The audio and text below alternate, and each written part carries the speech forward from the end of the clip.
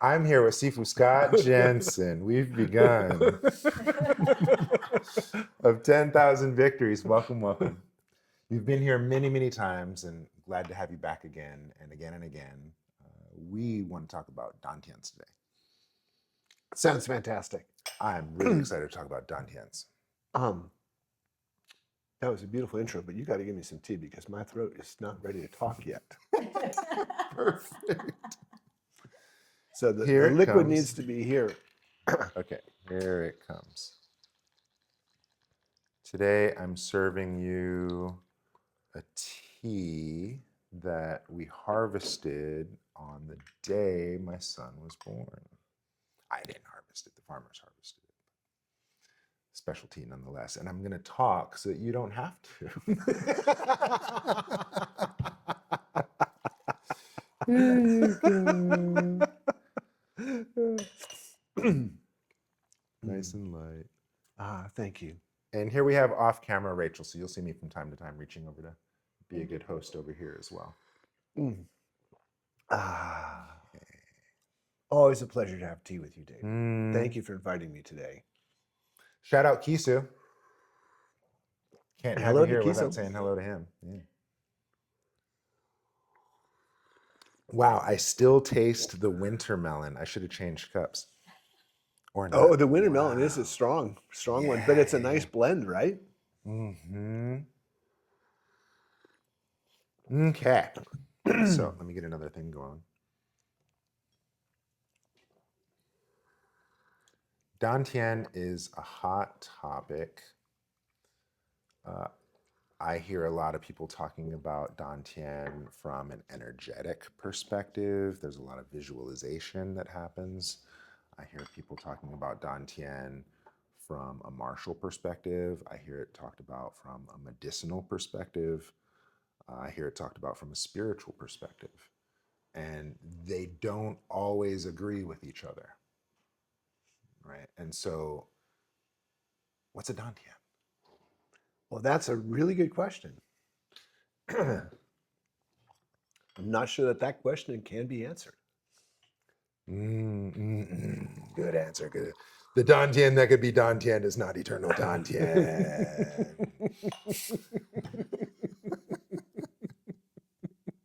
I love that.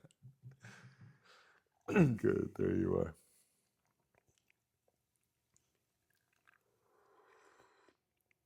That being said, though, What's a dantian not? Well, I would say that it is something real. Okay. And that's something that a lot of people dispute. And I think that, just looking at my teachers, and when I'm saying my teachers, I'm thinking about my martial arts teachers, my Xingyi Chuan teachers in particular, but Bagua Song, Tai Chi Chuan, Salmon Paotre, Lan Shou, every one of them, all of the top level experts, they all talked about dantian. Not like to maybe perhaps give long lectures because there wasn't a lot to be said. It was about practice, and but for all of them, achieving a real concentration of qi at the center of the body was an absolute reality of their daily training, and all of them regarded it as a key to their health and the power of their martial arts, and I think that the simple fact of the matter is it takes a lot of work to achieve it. It's 15 minutes of practice doesn't really even scratch the surface. It's really a sort of a serious endeavor. And at least in the martial world that I've experienced, the people who have it, that's sort of the difference between being the masters and the students. And until you've actually put in the work, this entire thing sounds theoretical, sounds conceptual, it sounds extremely abstract. And the only way to truly experience it is to, to actually do the work, And that's why they say that a little bit of faith is required, is because you actually have to sort of like believe at least enough to give it a real try. You know, if we're going to be a scientist and conduct an experiment, you know, you have to do a sufficient sample size for your study to have any merit whatsoever. And that you have to have a certain way of conducting it that you actually test, you know. And if you stop your experiment halfway through, or you know your sample size is 2 and you don't complete your study, well, you'll never have a result. You won't know whether it's real or not. You know, if you actually, you yourself want to know if concentrating the chi in the center of your body is a real thing that can be done, if you actually want to know that, you have to put in the effort. And the only way for you to actually know that is for you yourself to do enough practice that you have a very substantial, like, okay, this is enough practice.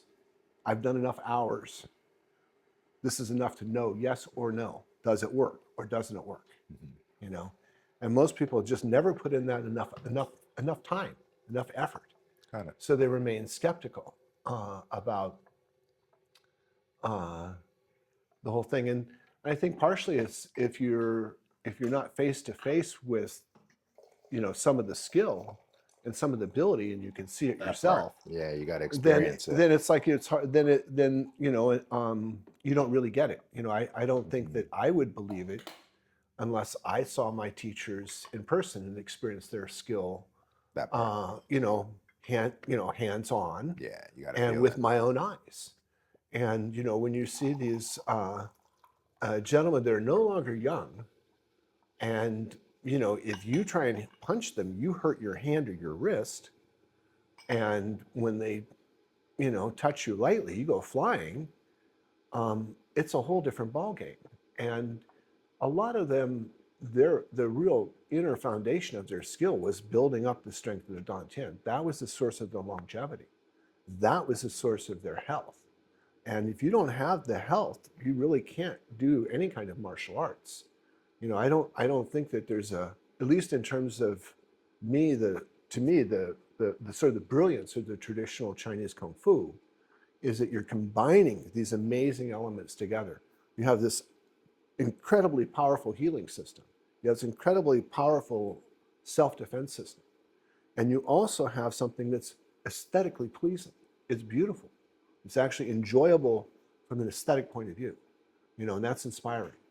And then you have a side where this is actually cultivating the deepest spiritual practices that the human being has. And it's all in one activity that you can do all at once. So for me, there's really no difference. The healthiest part, the most beautiful, the most powerful, you know, the most spiritual, they all go together. That when you've got the most powerful, you've got the most beautiful, the healthiest, and the most spiritual. When you have the most spiritual, you have the most beautiful, the healthiest, the most powerful. You know, when you have the most beautiful, you have the most powerful, the most energetically strongest. You have the healthiest. You know, they all go together. It's a unified practice, and at the heart of that is building up the energy at the center of the body. And as opposed to trying to do this while you're seated, which is, you know, maybe Buddhist tantric practice or Taoist, you know, Neidan practice, where you're seated and you're not moving and you're focusing your mind. When you're doing a practice like a qigong practices that are the heart of each of these different martial arts, and that we're really sort of learning from the martial arts, you know, you're moving, you're standing and you're moving, Mm-hmm. and you're moving the center of your body, and you continuously have to track the center of your body as you're moving. And as you're moving, and you're tracking the center of your body with your mind, you're trying to use your whole body to move the center of your body, having your center of your body move your whole body. This guides the chi to the center of the body continuously and strongly. Mm. And it's much harder for you to lose your concentration while you're standing and moving as opposed to being seated and not moving. You know, and it's even harder for you to lose your concentration if you're doing this practice of gathering the chi to the center of the body, being really centered, and then you're doing a practice with a partner. And then as soon as you lose your concentration, you end up flying across the room, you know, it tends to focus your mind even more, you know. So in the partner practices that we're doing with the martial side, I think it really intensifies the mental focus and mental concentration. Hmm. And you also can't become rigidified. You actually have to stay relaxed. And this is another super important part. Besides having the concentration, we also have to be very, very relaxed to have success with this Qigong enterprise and this, gathering the Qi at the center of the body. Because if you're tense, it inhibits the whole thing. The tension is like the opposite of allowing the Qi and the blood to flow. I mean, you can sometimes use the tension strategically to pump your Qi, but for the most part, you actually have to have a super deep level of relaxation, Got it. And being able to deeply relax while you're doing martial arts is a very, very amazing place to be. Mm. Well, I really appreciate that view of the health and the power and the energy and the spiritual. It's all one. We had a similar conversation with regards to grace Mm-hmm. and Mm-hmm. the grace of Tai Chi. And it's not just power, it's not just flexibility, it's not just posture, it's not just relaxation, it's not just breath, it's not just presence, it's all of them together. Mm-hmm. And then now you have a quality of grace. And so I really appreciate how it's not just one, it's the whole. And it's because of the whole that you have them all. And thank you for that view. In this conversation of Dan Tien and how it has to be felt and experienced, and uh, what are some kind of standards or what are some progressions of evolution that one would know they're on the right track of developing said Dantian? Well, actually, I just want to. You used the word. I'm gonna answer that question, but Okay. I just wanted to bounce off when you said grace because Mm. that's a word I like. The word grace. I like the word graceful, Mhm. and you know, my understanding, classical meaning of the term. There's multiple meanings, of course, of the word grace. I mean, and grace can be that you're blessed by the gods. You have the grace of the gods, and like it's blessing. But grace can also, and I think what's relevant to me, is a balance between strength and flexibility, and that you and it's a balance. And what I mean by it's a balance of grace and flexibility. This is a classical Western sort of understanding. Is that it's not 50% grace, flexibility and 50% strength. It's 100% strong and it's 100% flexible, you know? And that's very, very rare. That's very hard for people to achieve. We have people that are really, really strong and they're rarely flexible. And we have people that are very flexible and they're rarely super strong. It's very rare that both qualities are maxed. Cirque du you know Soleil. you There's a know place for those. and I think that's sort of partially what we're looking for is a model of traditional health, and that's sort of I think it's a guiding practice of all the good martial arts, is that in the end you end up with people that actually have this wonderful graceful fluidity to their movement, Mhm. and they're both very strong and very flexible, and I think that's also a mental trait, Yeah. because you get people that are very strong mentally, but they're super stubborn and inflexible. And you have other people that are just wishy-washy and they're constantly changing their mind and they have no resoluteness. They're not Mhm. able to push things through. They don't have the willpower. So I think, balancing that mentally as well as and emotionally and physically, so grace to me, that's a really wonderful thing to sort of contemplate. Like, you could think great, that's sort of a guiding principle to me. Mm. Right on. And one of the I think the willow tree is a really good example of that classically as well, Mm. because the willow tree has these really, really strong roots, and then the branches though are super, super wispy and flowing, and when the wind blows, you might get some leaves knocked off, but you don't get the stem snapped over like you might have an oak tree. It's really, really strong, but at a certain point, snap, it's broken. So I think that's just a wonderful example in terms of the world, the willow tree. Sifu, to have both oak trees and willow tree right out there, oak tree right over there. Thank you for that. You're welcome. Thank you for that. Yee. Dantian, back on text. How do we know that the Dantian is growing? Um, Better bowel movements, energy, no midday lethargy. How do you know that you're Dantian? uh, well, you know, uh, uh, I have my thoughts too. I mean, you know, it's sort of like at the beginning, the intermediate, the more, you know, at the very, Okay. very, very, at the very, very beginning, you know, most people start out, and this is like, you know, a fanciful notion. It's like a conceptual idea. The Dantian, the center of the body, like center of the body, where is that anyways? You know, and it's like, you know, like I can feel my finger, Mm-hmm. I can feel my fingernails, you know, I can feel this stuff, but I can't feel in the middle of the body. Like, where are the nerves there? We're talking about there's somewhere in the intestines, Mm-hmm. there's a little command center down there, That's true. you know, And if you cut it in half, there's a new middle.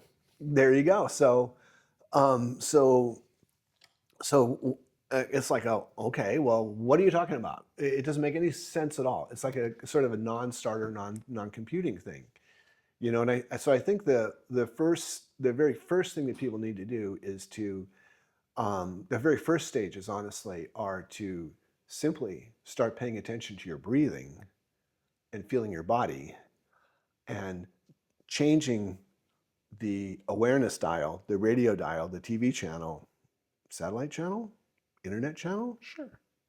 AI channel. But you're changing the channel. You're changing where you're focusing your awareness.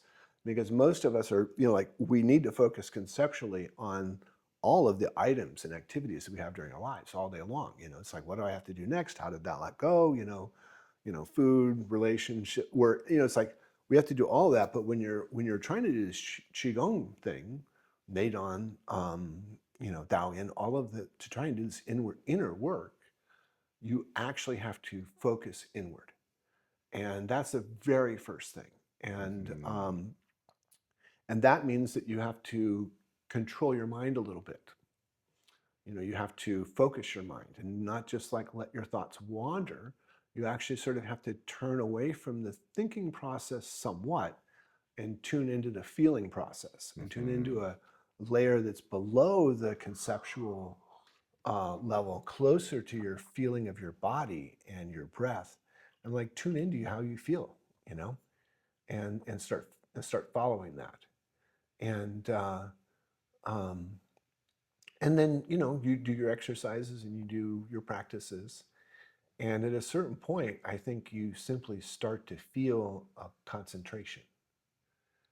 I would say, and it may be that some people feel warmth uh, uh, at the center of the body, you know. But to me, I think, you know, I sort of like the term sensing rather than feeling, and because I think feeling is uh,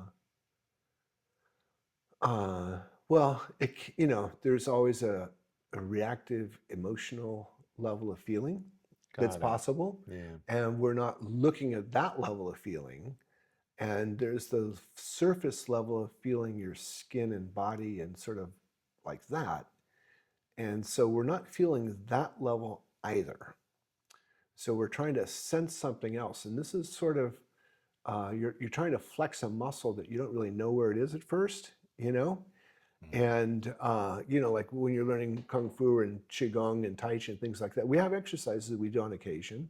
The point of the exercise is for you to acquire the ability to recruit certain muscles in certain sequence, and then then now you're able to sequence the movement of your body, and this creates a much deeper level of integration, you know, and synergy. And so we have exercises that are designed to do that. But once you know how to do that, you don't need to do that exercise anymore, you know, because now you've achieved the neurological functional development that you needed to. You're Mm-hmm. able to coordinate your body, and then that allows you to either have more power, be more graceful, more beautiful, to circulate your chi more, you know, to relax your mind more. So all those things happen, you know. because you've improved your shenfa, your integration, your movement. Mm-hmm. And um, so I would say sensing is a word I like a lot, you Yeah. know. And um, uh, but for a lot of people, the first thing is you start to feel warmer at the center of your body, warmer in general. And um, uh, and then we sort of learn how to just sort of guide that general warmth around a little bit, Mm. you know. Well, I know a lot of my community runs cold. Yeah. And So and feeling warm would be a good benefit. it would be a great benefit, you know. Yeah. And at least to me, that's a very achievable benefit, you Mm-hmm. know, absolutely achievable.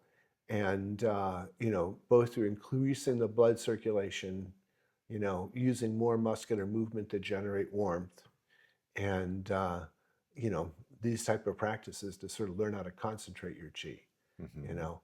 But there's a point where you start to sense it, it starts to become much stronger, much clearer, and then you're able to, like, when you're doing your exercise and you're inhaling and you're trying to concentrate your chi, you actually feel that happening. You feel like there's a sort of a charge, sort of a Mm-hmm. you know, you sense it happening, and gradually, um, you know, that sense of sort of warmth that may have been filling your body, you learn how to concentrate it to a much stronger degree, and then you end up with a very palpable you know, like when you're more advanced, it feels like a very solid, like a fist of like a solid ball, you know, and uh, Mm-hmm. uh, and then that's what you heal with, and that's what you punch with, Nice. and that's what you move with, you know, so I'm that your entire body is inspired, empowered by the center of the body, you mm, know,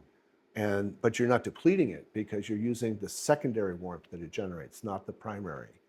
You mm, know, you concentrated the chi, you maintain that, but then there's abundant warmth. You know, um, makes sense. I was smiling as you were telling the story because you talked about concentrating the heat, directing the heat, utilizing the heat. And it reminded me of a time that I was in Huasan meeting all these incredible monks.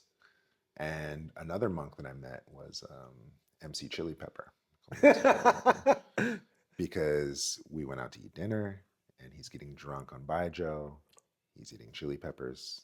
We're eating hot pot, Sichuan province, big red face. And his face was so bright red that he started doing his qigong,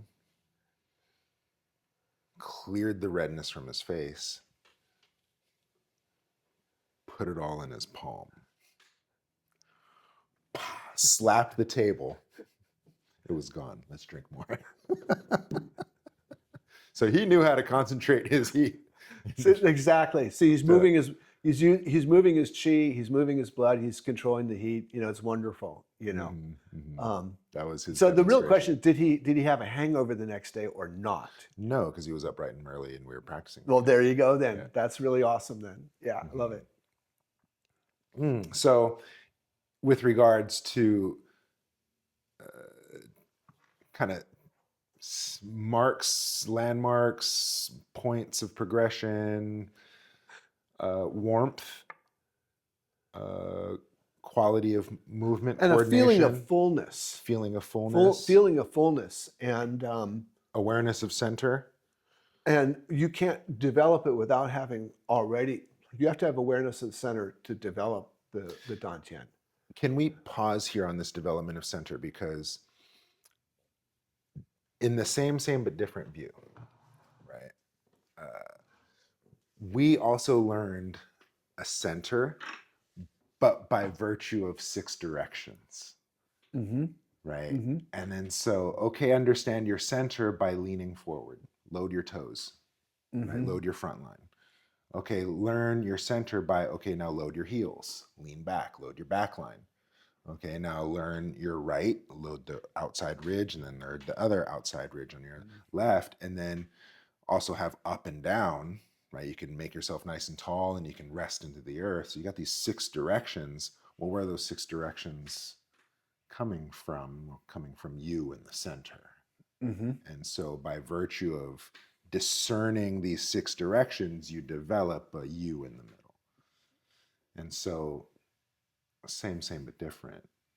Well, see, that's exactly what I'm talking Yeah. about in terms of the martial arts has this advantage in terms of Uh-huh. helping people to find the center of the body. Because you're doing a movement practice where you're able to clearly see, okay, this is the center of my body. And if I do this or I do that or I do the other things, it has these different effects. The center of my body is in the wrong place. I'm going to lose my balance. Okay? If I don't have my legs structured correctly to support the center of my body, my balance is going to be terrible and all of my joints are going to have issues. My chi is going to leak out all of my joints and it's going to be like, a mess.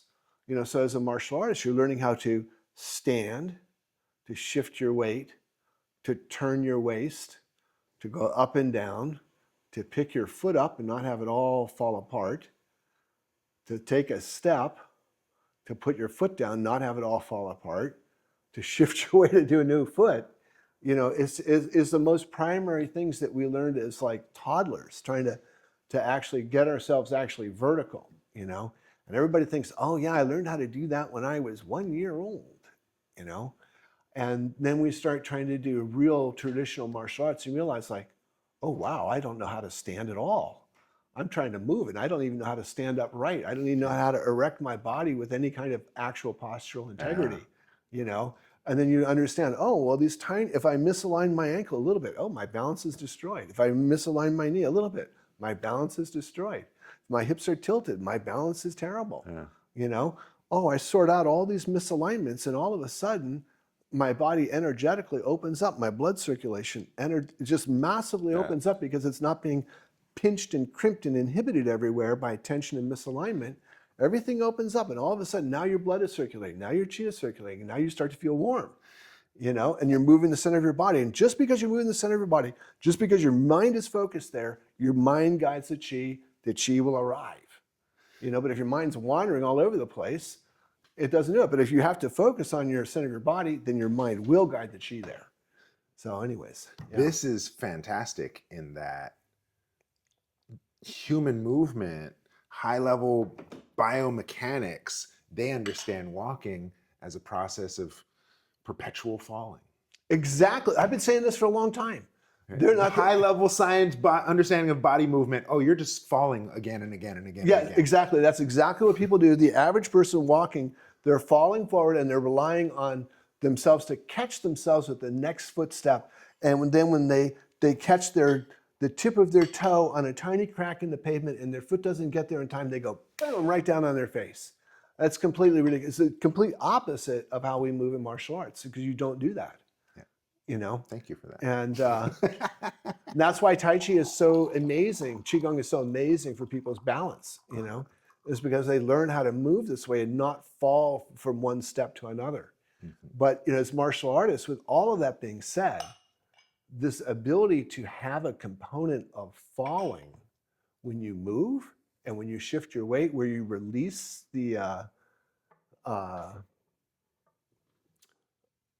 you strategically release that. You get enormous speed from it. And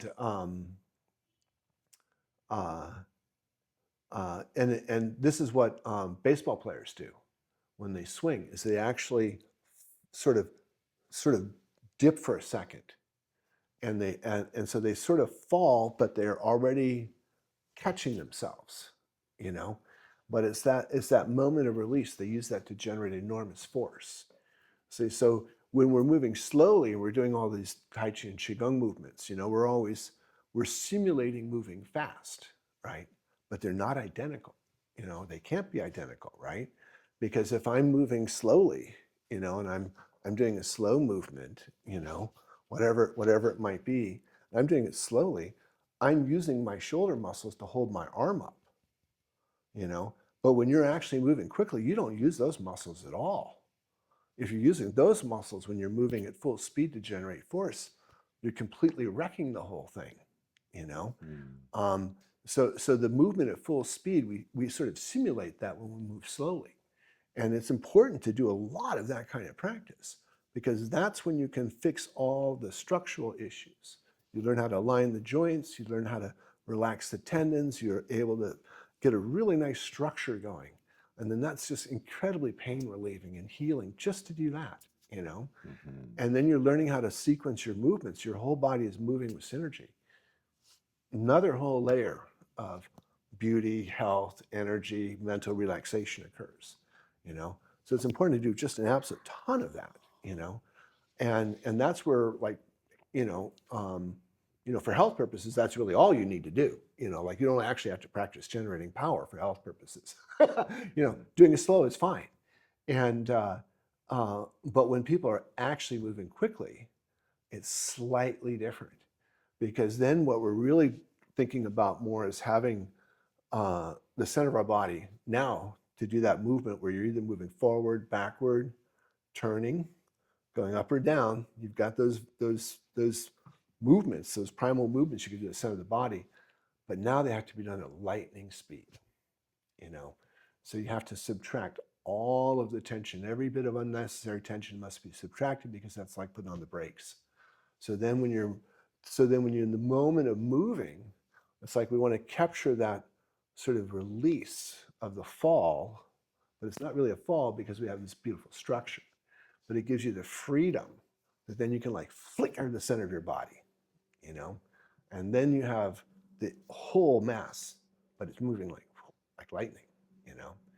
And so that's the skill. But along the way, you have to do all this conditioning of your body to achieve that. Hmm. And the conditioning of your body just fixes everything. It's just wonderful, you know? And I think it's helpful for people to understand the martial side, even if they're not, interested in it. Like, even if they're not like, oh, I want to learn how to fight. Like, a lot of people, who cares, right? Like, I mean, society is relatively safe, and with a little bit of intelligence, we can all avoid trouble, So the actual need for real self-defense, I think, is very low, but the need for being healthy is very high. The need for being mentally calm, very high. The need for being courageous, being able to be centered and grounded, Wow. that is very, very high. Wow. And I think all of these tools help people to cultivate those qualities, which, we need every day to face the world. Thank you so much for that. I feel very affirmed because there was this one Beijing scholar who flew in to challenge me. He's like, "Oh, Wudang inheritor? Eh? What are you doing? Opening a school in the States?" He flew in from Beijing to challenge me, right? To test my Wudang fist, right? And he came to my morning class and he saw me in the morning. He challenged me in front of my students. And I told him straight up, I was like, "I'm not gonna fight you. Uh, this isn't self-defense, this is health defense." I said, "Look at my students. How many of them are getting into fights? Right? They probably one or two fights in their life, if that. But Right. ask them how many of them are fighting cancer, if not personally within their family. How many of them are fighting heart disease, diabetes? Right. How many of those? How many are fighting depression, anxiety, stress? Right? Mm-hmm. These are the fights that we have to show up for every day. Right. Right? And he goes, "Oh, hey, Wudang. Okay, sorry." He went back to Wudang, or he went back to Beijing with his tail with his legs. But thank you for that story, because you're right. We don't need. We are in a we are in a safe society, relatively, in Oakland. But this is a safe environment. We don't need self-defense for fighting, but we do need self-development, and we do need health defense. And so, thank you for this perspective. So, Dantian, martially, Dantian for health. Um, can you tell me? I believe you wanted to tell me about one of your teachers that had a really impressive Dantian. Well, I mean, I think all of them did.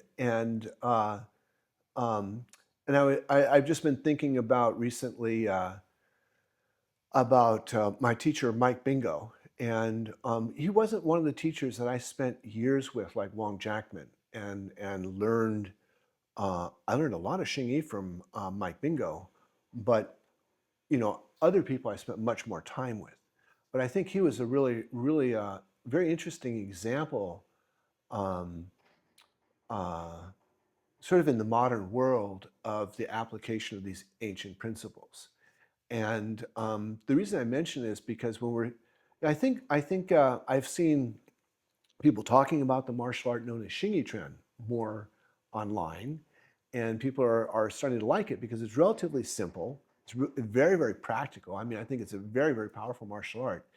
And honestly, I think it has the deepest connection to traditional Chinese medical theory of any of the arts, because it really connects to the five element theory. And the five primary movements of Xingyi are called the five elements, and they each have a. And people debate this, but I think it's fairly clear that there's a aspect of cultivating the internal organs related to the five elements in the Jiangfu in Xingyi Chuan. So it has this very deep medical aspect to it, and amongst the healthiest and most capable of the older generation that I met, the Xingyi guys were the most active, the most upright. Hmm. They definitely had an edge over the Tai Chi guys, and Fascinating. the people that I saw that were the healthiest of all of them were the people that did internal martial arts like the Tai Chi, the Bhagavad Xingyi, and they did some sort of external, like a Shaolin, Pao Shui, any number of extra. They did both internal, external, and then they took herbs regularly. Like they took herbs as a dietary supplement, you know, and understood how to balance their health with the herbs. So they had the internal aspect of the qigong capability. They had the external, lots of movements and keeping the muscles and tendons very, expressive, and I think the external arts do a better, like the Shaolin arts do a better job of that in general because the movements are more complex and extensive. And then they had the herbs, and it's just like, wow, those guys were their 70s and 80s. They were amazing, you know. Um, and meeting them was part of the reason I was so inspired, because I didn't know anyone in the United States that was in their 70s or 80s that moved like those guys did. Now, some of my great uncles and those kind of guys, they had incredibly strong hands because they had been like machinists, or they'd done these kind of trades. But although they had certain qualities that were really, really strong, like my grandfather was incredibly strong wrestler, and he still had a really strong sort of old school physique even when he's older. He didn't have the flexibility. He didn't have that balance of both sides. Mhm. And um, so, anyways, um, So this guy Mike. yeah. So Mike Bingo, um, he was a 33-year U.S. Special Forces veteran, and he was in the first graduating class of Green Berets, the very first Green Berets created, and his first mission was, well, probably certainly illegal, because he was dropped into Laos before the start of the Vietnam War. And so then his job was to lead the tribesmen, and organize them. And so straight out of his first training, his very first deployment, he told me they flew in a helicopter, he and his squad, and I don't think he was a sergeant then. He was probably just a private. I mean, it was his very first mission. The first thing he did was the base that they were going to be stationed at was under heavy attack by the Vietnamese. And the helicopter pilot said, "Okay, I'm going to make one pass, and you guys are jumping out. I'm not even going to stop, and I'm barely going to slow down. So everybody's out on the first pass. And then there he was for 3 years, and um, and then after that period, he had his first real leave, and they gave him a long vacation uh, in Taiwan, which was where the CIA was basing these kind of operations from. Mm. And so they had they had probably hotel like places for these guys to relax. And after a few days of that, they said to to to Mike Bingo, well, what else do you want to do? You know, and he said, well, I know I'm going back, so I want you to take me to the best kung fu guy you've got in the country the best, and I want to learn what he's got so that I'll survive, you know. And that's what I want to do on my vacation, you know, is I want to go the best guy in the country and I want to learn from him. And While he's in Taiwan. it was in Taiwan, you Uh-huh. know. And now he's sort of at the Taiwan safe house with the girls and the food and the luxury, and they're all being really well treated, you know. It wasn't your standard, uh, you know, regular army vacation moment, you know, leave taking, you know. And so instead of doing all that, he's like, no, I'm going to go back and I want to survive. And he did. He was in the 2% club. And that means of the graduating class, that first graduating class, 2% of them survived Vietnam without being killed or maimed. So he did survive. So anyway, so he said, I want to go to the best guy you've got, you know, on the island. I want to learn the best Kung Fu. And they took him to Master Shi, who taught him Xing Yi Quan. And his first lesson, he was telling, you know, he loved to tell some of these stories, but he said the first thing the Master Shi did, and you know, Mike Bingo's just had 3 years of intense combat in Vietnam, and he's the U.S. Special Forces, first of the first. Uh, and Mike Bingo was a guy, if you needed to have 1,000 push-ups done, he was your man. He was like, well, do you want me to do it with my backpack on or not? You know? And when I saw him, I've heard the term forearms like ham hocks before. I don't know if you ever heard that term, this old school term, that somebody's forearms are so well developed, they look like a ham hock, you know? First guy I ever saw that had forearms like that. And So he had Popeye forearms. oh, Popeye forearms to the max, you know? So he's an incredibly physically strong young guy. And the very first thing that Master Shi did was basically beat him up for an hour. And then when Mike's just exhausted and he couldn't stand up and he's like, do you have any moves left? Have you got anything? Mike's like, no, I got nothing left. You win. I'm your student. I've got nothing. Teach me, you know? And then he learned Xing Yi Quan from him from the ground up. And uh, um, so, you know, he established this real humility as a student with his teacher and lifelong devotion. He never learned another martial. I mean, he might have learned, like traded little things like that. He was always a Xing Yi Quan man, you know, no deviation from that.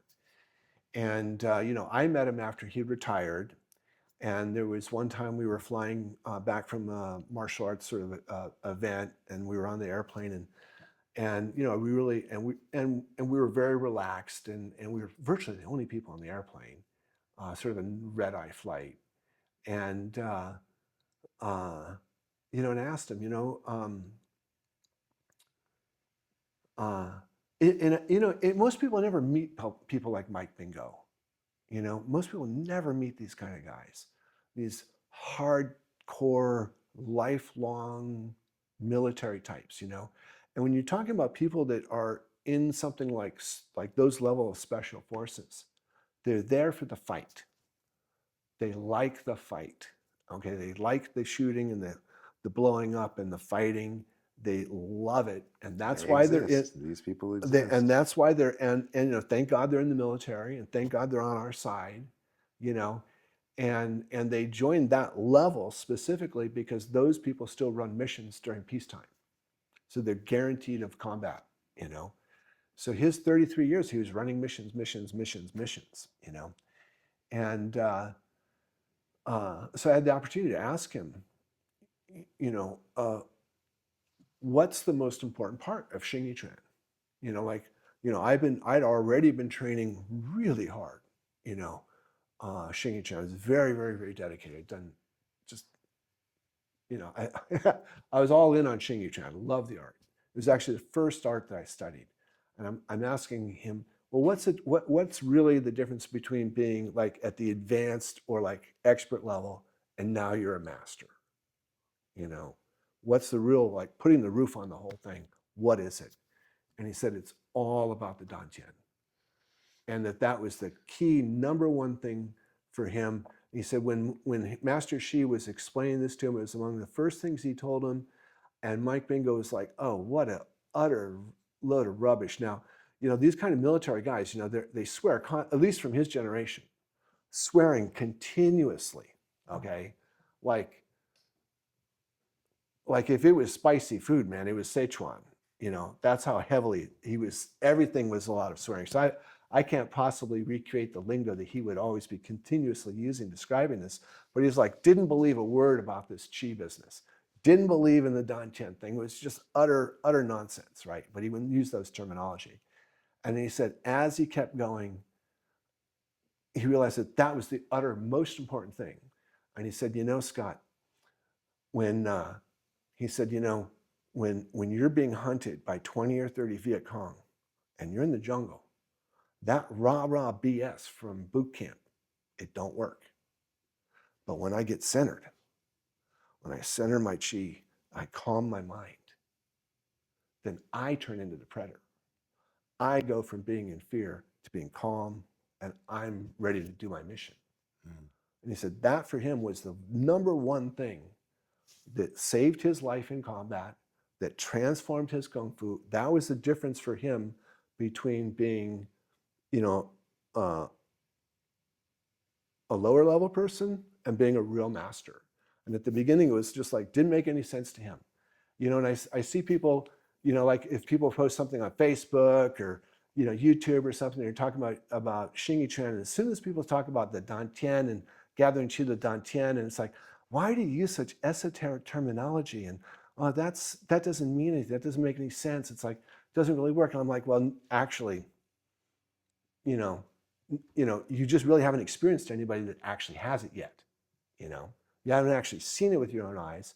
You haven't tried to touch hands with these people, with the extreme suddenness of their power, and watching Mike Bingo move, just the way that boom, the intensity of his movement, you just hear it's like tendons snapping, when he would do, and that was him showing like the intermediate level. And then he would do the more advanced level and it would be soft, and but all of my Xing Chuan masters, it was right down to it. That was, I have some really great stories about Mike Bingo to sort of fill out this guy's character. But this is a guy, if it wasn't practical and it wasn't working, he didn't have time for it. Mm-hmm. He was 100% focused on, I need to stay alive. And this is the thing that actually has worked. Now, I usually teach this in my Kung Fu class. We might do a huge amount of training. So people are like, wow, they worked on every muscle in their body and they're about to pass out. They really need a break. And then we'll do 1 minute meditation, And then their minds are really relaxed and they're really focused. And then we really do the centering, It's about building your power, building your presence, getting your mind centered, like the center of your body. It's the source of your power. It's the source of your calm. It's the source of everything that you need. We're going to concentrate the center of the body, the chi at the center of the body, like our lives depended on it. Okay? Like literally like your life depended on it. That's the kind of intensity that you want.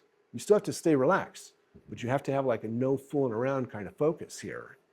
And of the people that I've trained personally, and I taught them this, and then taught them like every punch you throw, you're always aware of the center of the body. Every movement that you make, you're always aware of the center of the body. Anytime you touch somebody, you're using your center of your body to move their center.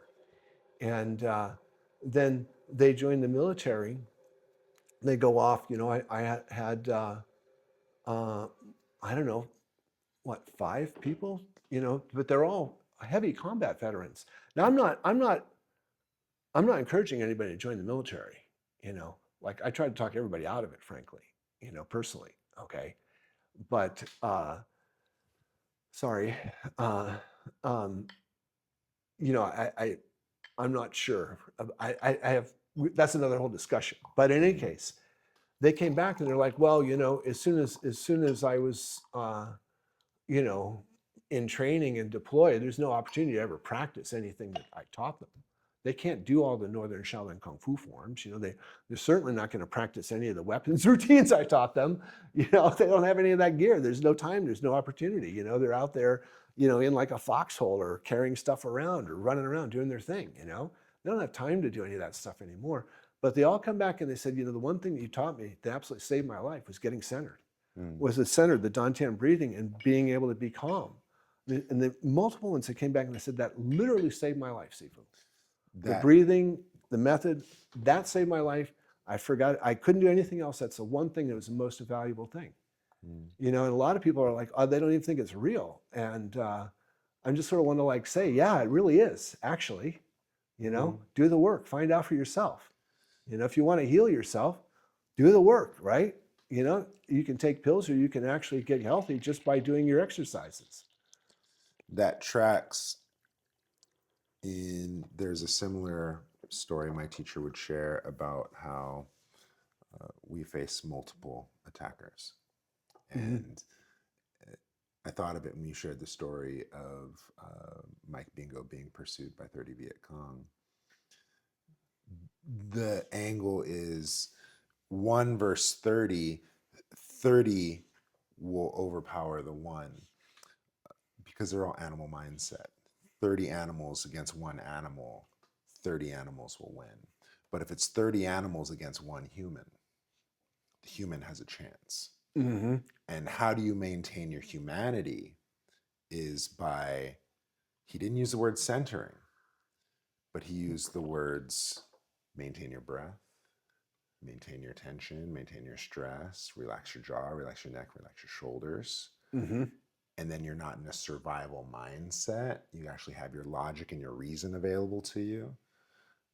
You have a chance. And Mm-hmm. I like how you actually took it a step further with your sharing. It went from you have a chance to actually, no, now I'm the predator. Right. Oh, you knew Mike Bingo, man. You knew those Viet Cong were in deep doo-doo, He was way meaner than Rambo. Let's just put it that That's way. funny. The other thing, I also like the analogy you said about putting a roof on the house, because the one thing that I heard about high-level Xing Yi is that it hangs pictures on the wall.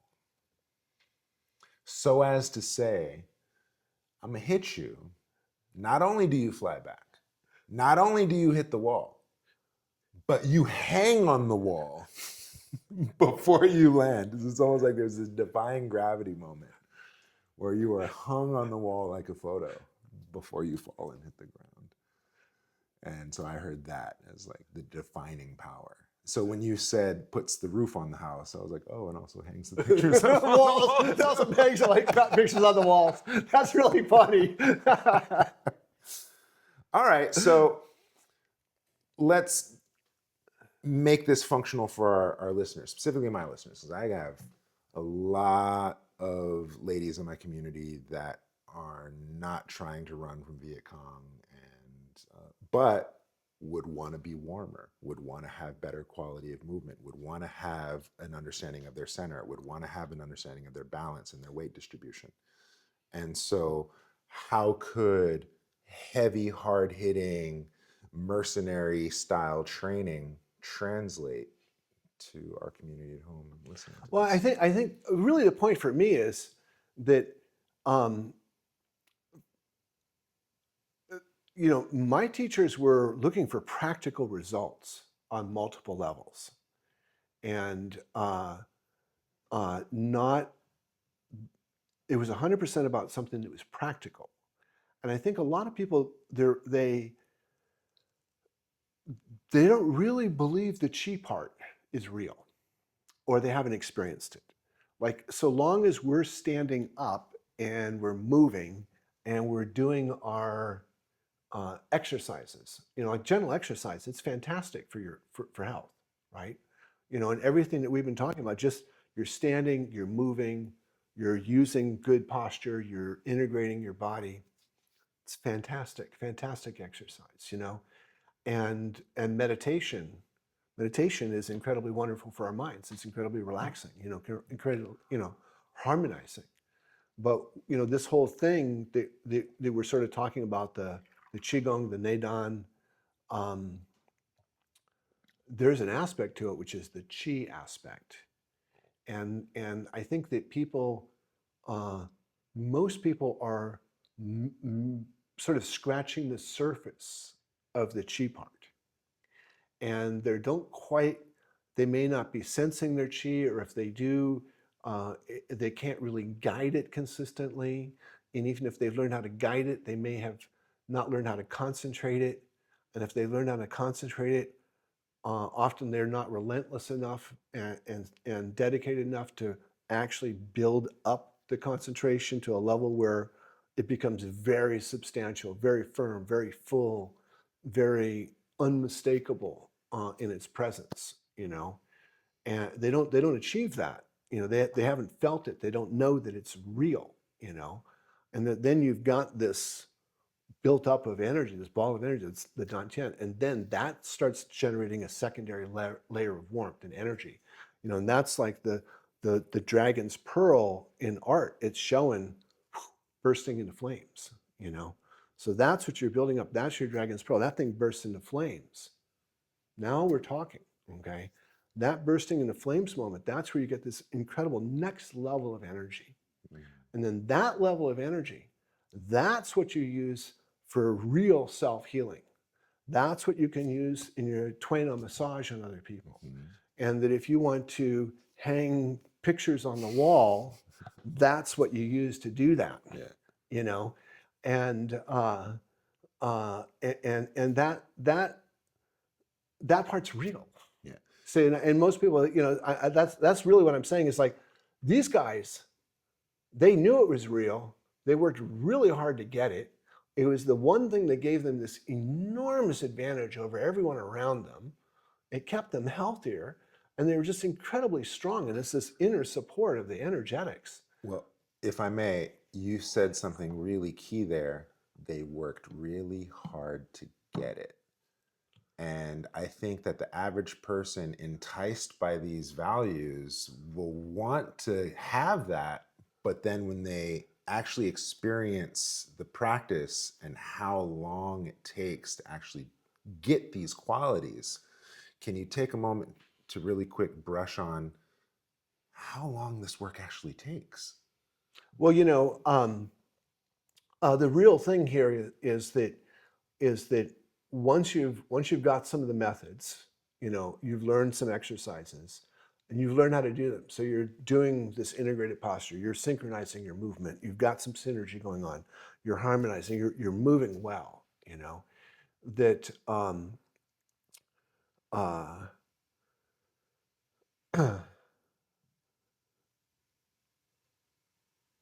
What exactly was your question again? How long? How long? Yeah. How long? See, so uh, uh, it really enormously varies by how much you practice. Okay, and so if your practice is going to be 15 minutes a week, not going to happen. It's not going to happen. You know, and I've been practicing for 20 years. 15 minutes a week. Yeah, well, there's a lot of people that what they do is they repeat the first year 20 times. So I've been practicing for 20 years, and at year 20, you're doing exactly the same thing you learned in your first year, and there's been like no evolution. God, I've met so many people like that.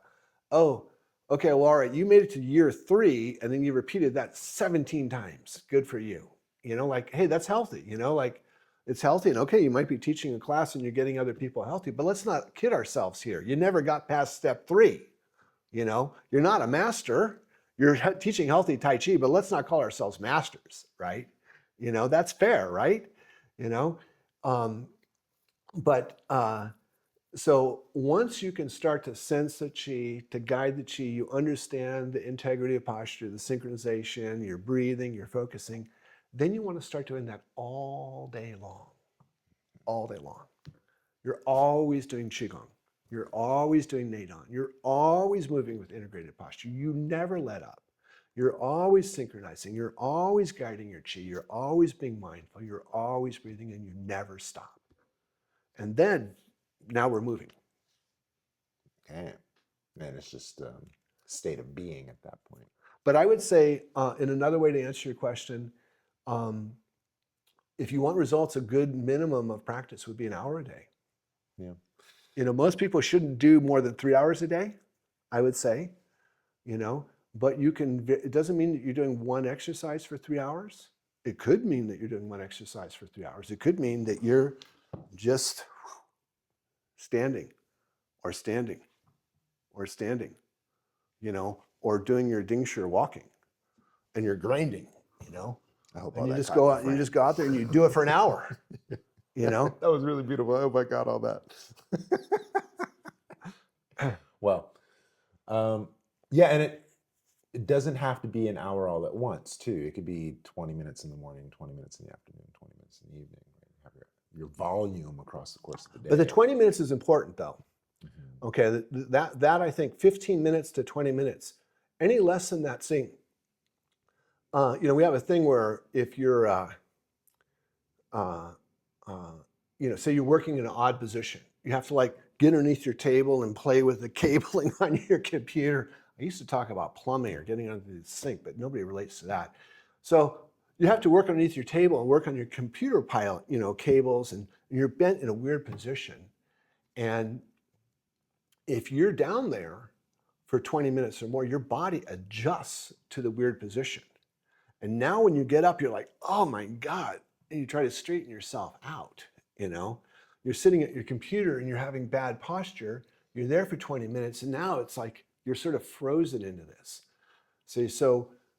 That period, 15 to 20 minutes, that's like how long it takes you to adjust to the activity posturally, say. So if you're doing a 15 or 20-minute posture, practice session for your Qigong, your Neidan, all your exercises, that's long enough for your body to get into the good posture, to integrate, and then to reset your movement, to really reset your mind. Now just taking a tiny break for most people, it's like, okay, I need to just chill for a moment and just get calm and get centered. And I take 5 minutes and I reset myself. That's really wonderful for interacting with the world and having a good interaction. But in terms of like, are we going to do a Qigong practice? Are we trying to master Qigong? Well, if you're trying to master Qigong, well, you got to do some work. Let's not fool around here, right? You're saying master Qigong. I mean, what does that mean? It's like, okay, well, be a decent Qigong student. That's a good start, Like actually do your exercises. How about do them every single day and not clown around, you know? And then get back to me on whether they work or not, you know? And until you've done enough to test them, it's like you haven't done a test. You haven't completed your scientific experiment. Are we gonna test these theories or not? Well, you have one body. Why don't you test it in your body and see if it makes you healthier? The worst that will happen is you waste some time. The good thing that might happen is you might get super healthy and you might get happier. You might be out of pain. What? You might be able to help everybody in your life and not be a burden. All that comes with practice? Um, so You sound like a pharmaceutical commercial with all these amazing side effects. Side effects may include happiness. well, pleasure, a relaxation. really, when you're talking about the benefits, a great book is the Harvard Medical Journal book on Tai Chi, the benefits of Tai Chi. And I'm sure there's a more revised version now, but the first one came out maybe 15 years ago, 10 years ago, something like that, 15 years ago. And, Tai Chi and Qigong, essentially the same benefits pretty much. And their conclusion was no pain, all gain.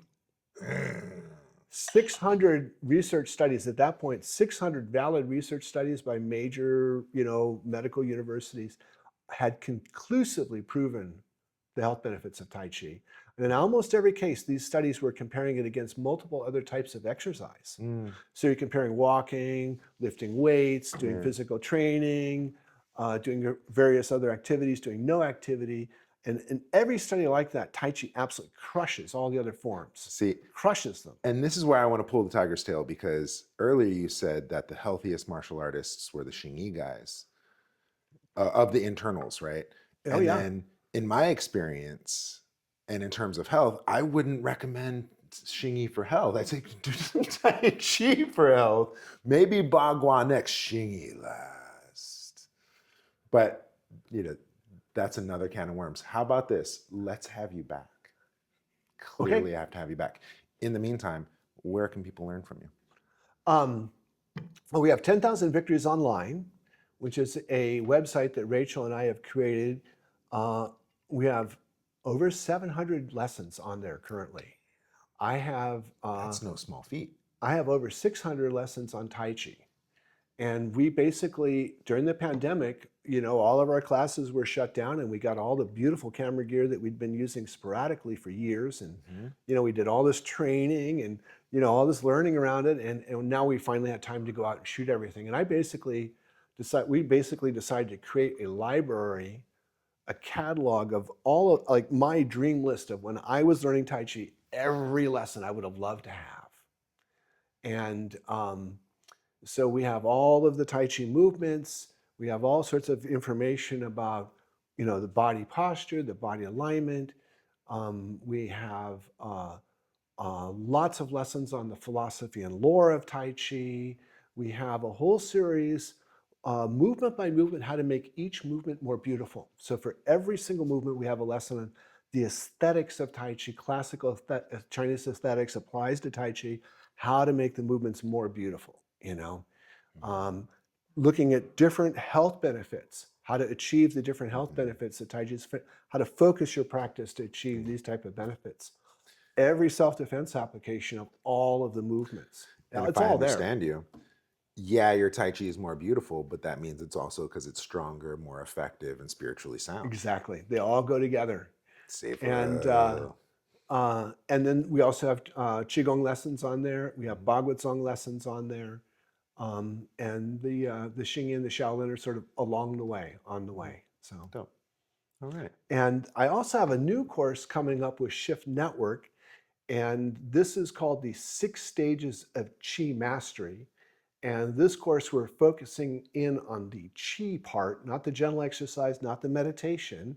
It's not about learning lots of exercises. We teach exercises in it. It's not about going deep into theory. I've already done that. This one is about the Qi part and learning how to sense, guide, concentrate, sort of ignite, and then spread your Qi. So 6 stages of Qi mastery, which is something that I've created to help guide people in understanding this process and help them achieve it. So I've created that, and this is my first presentation is with Shift Network, is to bring this out. So that's starting soon. There's all sorts of bonuses and free things, and so you guys should, you should jump on it right away, because that's happening soon. It's starting in August. August 12th. That's right around the corner. Is right around the corner. So, one of the things that I love about this course is that it's designed to augment all of the other practices that people know. Like, you don't have to stop doing other practices, and you don't even have to do my exercises. I like them, but a lot of people have learned other Qigong methods. Like, you might be, have learned some really wonderful exercises from the Wudang tradition with David. And there's no conflict here. It's like, what I'm talking about is the Qi part. And how do you do the Qi part? How do you get good at the Qi part? So we have 18 lessons, and we're going to have 3 modules per each of these 6 stages. And we're basically going to go through like a 10 to 40 year career in Qigong in 18 lessons, and just take people from the very beginning to, relaxing their minds and experiencing their primal awareness on level 18. So, all right. Yeah, it's juicy. Yeah. Well, I can't wait to have you back. Thank you so much for coming today. Thank you so much for inviting me. It's such a pleasure to be here with you always. You're so inspiring to talk to. People like David Wei are really, really rare. And those of you guys who have the opportunity to tune in to the teachings he's presented, it's a real privilege. He doesn't have to teach. He could keep his mouth shut, and just do his practices on his own and be a hermit, But here we are, we're trying to present these lessons. We go through all this effort, and he's really just sharing his heart out with the lessons that he gives you guys.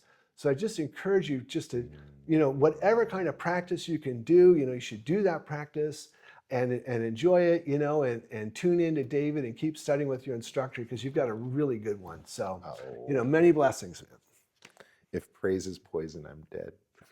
Thank you so much. You're welcome. You're welcome. And thank you to Rachel off camera. We'll have you both back soon.